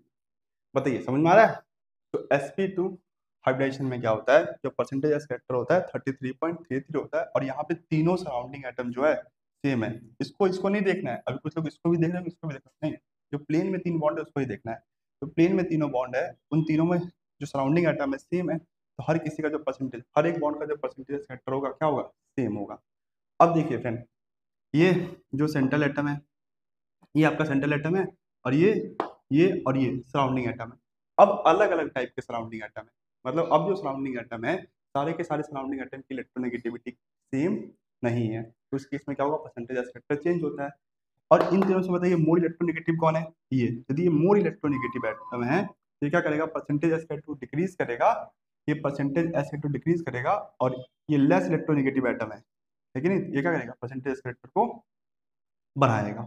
तो 33.33 से क्या करेगा, डिक्रीज करेगा, तो मानते हैं कि इसने 4% डिक्रीज कर दिया। ठीक है, या मान लेते इसने 2x डिक्रीज कर दिया, ठीक है ना, इसके आने से 2x डिक्रीज होता है, तो 33.33 माइनस 2x, अब x कुछ भी हो सकता है, ठीक है, 2x% डिक्रीज हो रहा है, तो 2x% डिक्रीज हो रहा है, तो 2x इन दोनों में क्या होगा, इंक्रीज होगा, तो इसमें x इंक्रीज होगा और इसमें कितना होगा, x इंक्रीज होगा, तो ये कितना हो जाएगा, 33.33 प्लस x, और ये भी कितना हो जाएगा, 33.33 प्लस x। समझ में आ रहा है, समझ में आ रही है, बताइए। तो आपको इसको कंसीडर नहीं करना है फ्रेंड, जो परपेंडिकुलर ऑर्बिटल है उसका कुछ भी इफेक्ट हमें नहीं देखने को मिलता है प्लेन में, तो उसको आपको कंसीडर नहीं करना है, जो प्लेन के ऑर्बिटल है सिर्फ आपको उसको ही देखना है। ठीक है चलिए इसमें बताइए, तो देखिए यहाँ पे ये जो है सराउंडिंग एटम उसकी इलेक्ट्रोनेगेटिविटी कम है इन दोनों से, ये दोनों क्या करेंगे, परसेंटेज एस फैक्टर को डिक्रीज करेगा और ये क्या करेगा, इंक्रीज करेगा। तो इस बॉन्ड का पहले परसेंटेज एस फैक्टर कितना था, 33.33। मानते हैं कि इस ये क्या करेगा, 2s डिक्रीज करेगा। ये 2s डिक्रीज करेगा, क्यों डिक्रीज करेगा, क्योंकि इसकी इलेक्ट्रोनेगेटिविटी जो है ज्यादा है। ये 2s डिक्रीज करेगा और ये भी 2s डिक्रीज करेगा।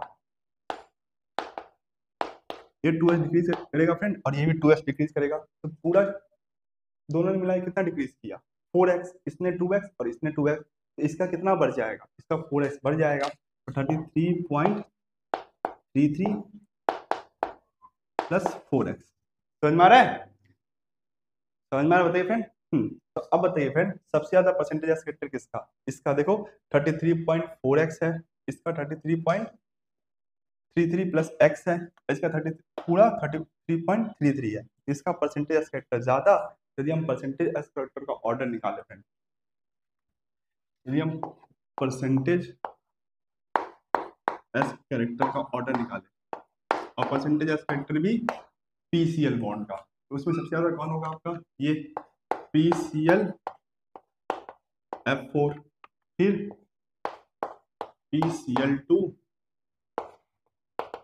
F3 और फिर PCl4 F। ठीक है, ये हो गया परसेंटेज एस फैक्टर का ऑर्डर। तो जो आपका बॉन्ड लेंथ होता है ये परसेंटेज एस फैक्टर के इनवर्सली प्रोपोर्शनल होता है। तो बॉन्ड लेंथ का जो ऑर्डर होगा फ्रेंड इसके जस्ट उल्टा हो जाएगा। मतलब PClF4 का बॉन्ड लेंथ सबसे कम, फिर PCl2 F3 और फिर PClF4 का बॉन्ड लेंथ सबसे ज्यादा। ठीक है, इस तरीके से हम क्या कर सकते हैं, बेंड टूल की हेल्प से इस क्वेश्चन को सॉल्व कर सकते हैं। समझ में आया। तो जब भी ट्राइगोनल बाई पिरामिडल स्ट्रक्चर आए, याद रखना फ्रेंड, ये जो परपेंडिकुलर पोजीशन होता है उस पर चाहे लेस इलेक्ट्रोनेगेटिव एटम हो चाहे मोर इलेक्ट्रोनेगेटिव एटम हो, उसको आपको कंसीडर नहीं करना है, उसका इफेक्ट आपको प्लेन में देखने को नहीं मिलता है। तो प्लेन में जो ऑर्बिटल है उसी का परसेंटेज एस फैक्टर आपको डिक्रीज करना है और उसी का परसेंटेज एस फैक्टर इंक्रीज करना है। ठीक है, चलिए क्वेश्चन है फ्रेंड हमारा, compare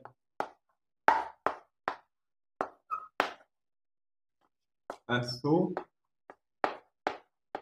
bond length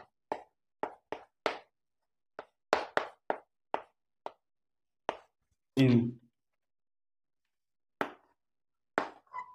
SO F2 and SO2 F2। ठीक है, इसमें हमें क्या करना है, एस से बॉन्ड लेंथ को कंपेयर करना है। तो इसका पहले स्ट्रक्चर बनाते हैं। तो देखिए इसका स्ट्रक्चर बनाएंगे फ्रेंड, अब आपको स्ट्रक्चर बनाने आ गया होगा, ऐसे बनेगा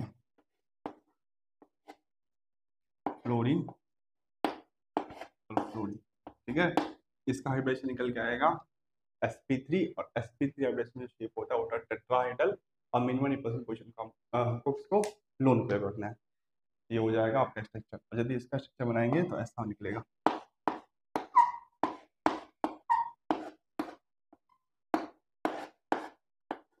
ठीक है, इसमें हमें क्या करना है, ये एसओ बॉन्ड लेंथ को कंपेयर करना है।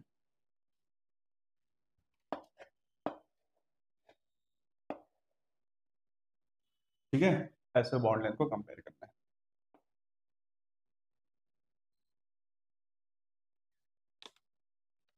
ठीक है, चलिए अब देखिए फ्रेंड, एक चीज आपको पता होगा, जो लोन पेयर होता है फ्रेंड, जो लोन पेयर होता है उसका परसेंटेज एस करेक्टर, जो लोन पेयर होता है फ्रेंड उसका परसेंटेज एस करेक्टर जो होता है वो ज्यादा होता है।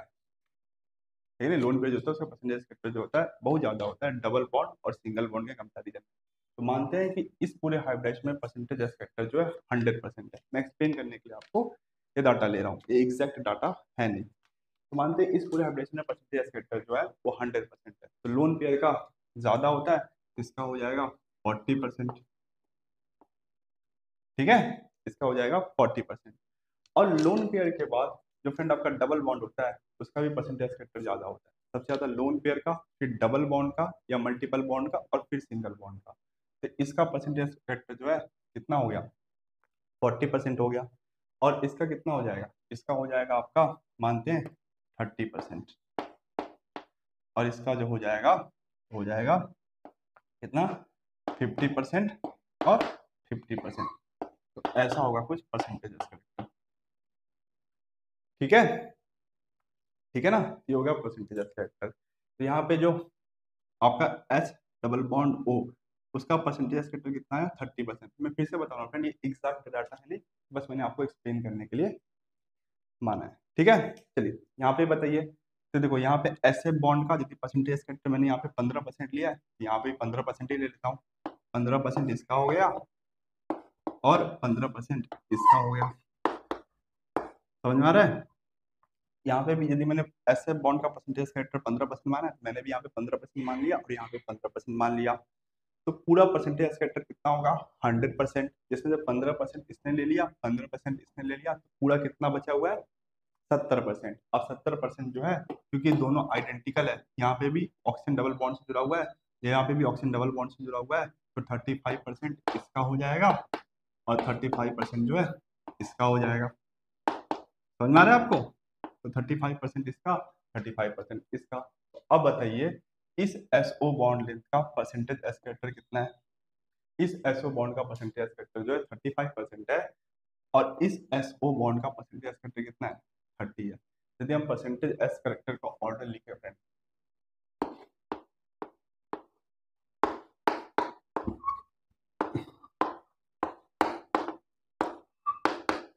तो जो है SO2F2 है, इसका परसेंटेज एस्पेक्टर ज्यादा होगा इससे, SO2F2 से। समझ में आया? उसका परसेंटेज एस्पेक्टर ज्यादा होगा इससे। तो जो बॉन्ड लेंथ ऑर्डर होगा फ्रेंड, इसके जस्ट उल्टा हो जाएगा। जो बॉन्ड लेंथ होगा वो SO2 और F2 का कम होगा और SO F2 का ज्यादा होगा। ठीक है, तो इस तरीके से हम क्या कर सकते हैं, इस क्वेश्चन को बैंड रूल की हेल्प से सॉल्व कर सकते हैं। याद रखना फ्रेंड, जो परसेंटेज एस्पेक्ट होता है,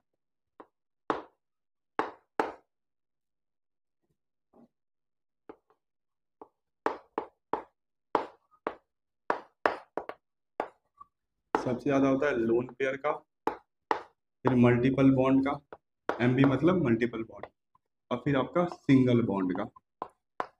तो इसी को ध्यान रखते हुए हमने क्या माना कि उस पूरे हाइब्रिडेशन परसेंटेज एस्पेक्ट 100% है, तो लोन पेयर का सबसे ज्यादा होता है, तो इसको हमने मान लिया 40%। 40 और ये हो गया 30, 30 हो गया, तो 40 + 30 70। अब 30% बचा हुआ है, और ये क्योंकि दोनों आइडेंटिकल है, यहाँ पे भी सराउंडिंग एटम सेम है। अदरवाइज यदि फ्रेंड सराउंडिंग एटम सेम नहीं होता तो फिर ये एग्जैक्टली सेम नहीं होता परसेंटेज एस्पेक्ट, पता है ना, कि सराउंडिंग एटम की इलेक्ट्रोनेगेटिविटी ज्यादा, तो उस केस में परसेंटेज एस्पेक्ट जो अलग अलग होता। समझ लीजिए यहाँ पे H होता, यहाँ पे F होता, तो इसका 20 हो जाता और इसका 10 हो जाता, क्योंकि सराउंडिंग एटम दोनों सेम है। तब ये दोनों के दोनों बॉन्ड का जो परसेंटेज एस्पेक्ट मैंने माना है 15 और 15 माना है। ठीक है, चलिए। तो यदि मैंने यहाँ पे एस एफ बॉन्ड और एस एफ बॉन्ड का परसेंटेज फैक्टर 15 माना है, यहाँ पे भी वही 15 ही मान लेता हूँ, यहाँ पे 15%, यहाँ पे 15%, तो 100 में से 30% कंप्लीट हो गया, बचा कितना है 70। तो 70 में मुझे दोनों जगह पे इक्वल डिस्ट्रीब्यूशन करना है, क्योंकि दोनों पोजीशन जो है सेम है, यहाँ पे दोनों जगह पे है, दोनों डबल बॉन्ड है और दोनों जगह पे सराउंडिंग एटम है सेम है। तो 70 का 35, तो इस बॉन्ड का परसेंटेज करके कितना निकल के आया, 35 निकल के आया, और इस बॉन्ड का परसेंटेज करके कितना निकल के आया, 30। तो क्योंकि इस बॉन्ड का परसेंटेज फैक्टर ज्यादा है, इसलिए इसका बॉन्ड लेंथ ज्यादा हो जाएगा इससे, क्योंकि जो आपका बॉन्ड लेंथ होता है वो इनवर्सली प्रोपोर्शनल होता है परसेंटेज एस कैरेक्टर के। ठीक है, याद रखेंगे, याद रखेंगे फ्रेंड। चलिए,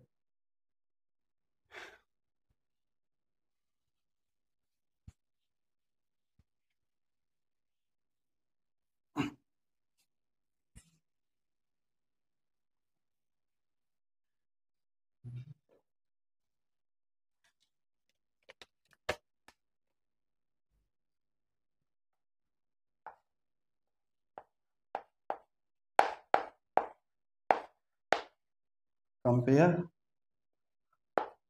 ओ O bond length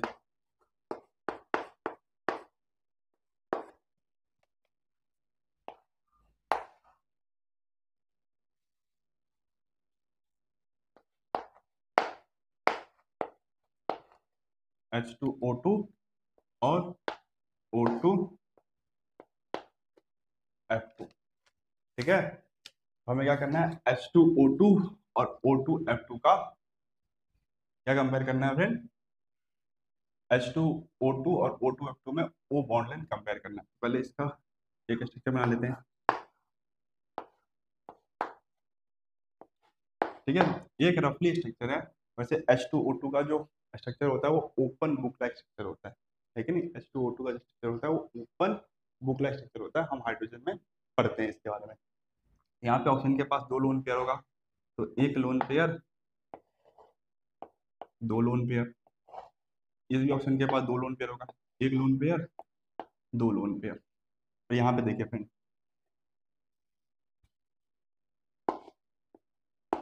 F O O और F। देखो यहाँ पे भी ऑक्सीजन के पास 2 लोन पेयर होगा, यहाँ पे भी 2 ऑक्सीजन के पास 2 लोन पेयर होगा, यहाँ पे भी 2 और यहाँ पे भी 2, ठीक है। एक चीज देखिए फ्रेंड, दोनों जगह पे, यहाँ पे भी यहाँ पे भी, दोनों ऑक्सीजन के पास 2 लोन पेयर है। तो दोनों में जो जो चीज सेम है वो तो उनमें डिफरेंस पता नहीं करेगा ना फ्रेंड। जैसे हम दोनों में कंपेयर कर रहे हैं, तो जो सेम चीज रहता है उसको तो निगलेक्ट करते हैं। तो दोनों में जितना लोन पेयर इसमें इफेक्ट दिखाएगा, लोन पेयर इसमें भी उतना ही इफेक्ट दिखाएगा, है कि नहीं। जितना लोन पेयर इसकी बॉन्ड के, ऐसा नहीं बोल रहा हूँ फ्रेंड कि लोन पेयर जो है इसकी बॉन्ड के ऊपर कुछ भी इफेक्ट नहीं दिखाएगा, दिखाएगा। पर जितना ये चारों लोन पेयर इस बॉन्ड पे जितना अपना इफेक्ट दिखाएंगे, ये चारों लोन पेयर उतना ही इफेक्ट इस बॉन्ड के ऊपर दिखाएंगे। तो दोनों में लोन पेयर का सेम इफेक्ट होगा, तो लोन पेयर के इफेक्ट को हम कंसिडर नहीं करेंगे, ठीक है। चलिए अब बताइए, तो ये जो सराउंडिंग एटम है ये दोनों में अलग अलग है। यहाँ पे देखिए फ्रेंड, सराउंडिंग एटम की इलेक्ट्रोनेगेटिविटी कम है, सराउंडिंग एटम की इलेक्ट्रोनेगेटिविटी कम है, और यहाँ पे सराउंडिंग एटम की जो इलेक्ट्रोनेगेटिविटी है वो ज्यादा है।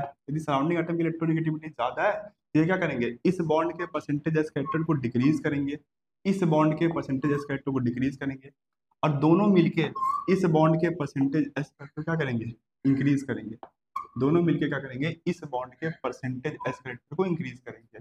ये जो यहाँ पे क्या है, सराउंडिंग एटम की जो इलेक्ट्रोनेगेटिविटी है फ्रेंड कम है, दिख रहा है ना आपको। तो सराउंडिंग एटम इन दोनों की इलेक्ट्रोनेगेटिविटी जो कम है, तो ये क्या करेंगे, इस बॉन्ड के परसेंटेज स्कैटर को डिक्रीज नहीं करेंगे, ना डिक्रीज करेंगे और ना इस बॉन्ड के इंक्रीज करेंगे।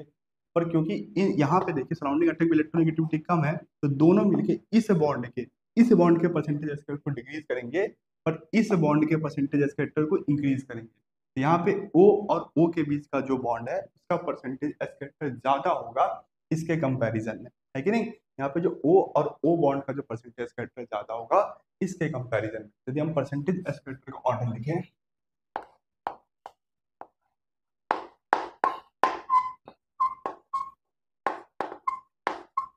तो परसेंटेज स्कैटर का जो ऑर्डर लिखे तो देखिए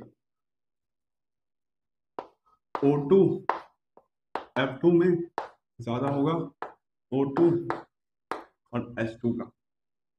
यदि हम बॉन्ड लेंथ ऑर्डर पता करें तो इसका जस्ट उल्टा होगा,